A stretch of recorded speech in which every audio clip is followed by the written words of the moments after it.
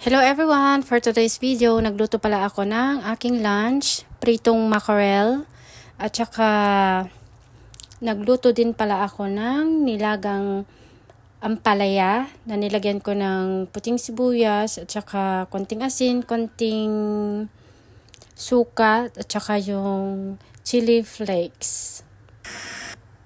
So ayan, kain tayo, pero itong kamay ko ay malinis. Nagugas ako kasi gusto kong magkamay na kumain. Kaya tara, samahan nyo ko sa aking lunch serye. Ang aking pagkain na nilagang ampalaya, pritong mackerel at saka yung pork curry. So, let's eat!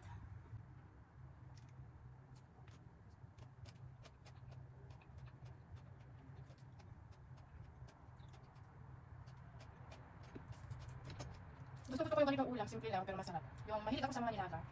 Sorry. Yung parang ensalada ganun. Yun, gusto ko yun. Kahapon, nag-ulam din kami ng nilagang talong, may tuyo at saka yung nilagang itlog.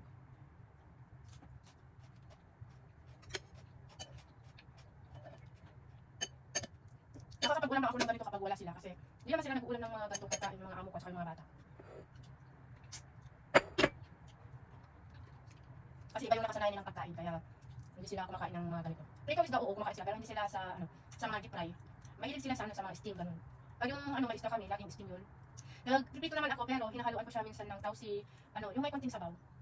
Hindi siya pure na prito lang talaga.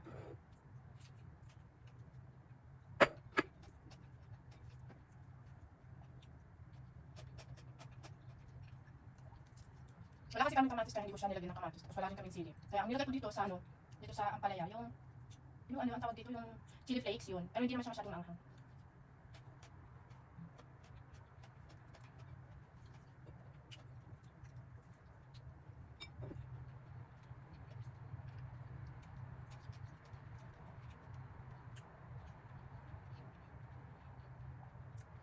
Okay, so tapusin ko muna tong pagkain ko. Maraming salamat and ingat po tayong lahat.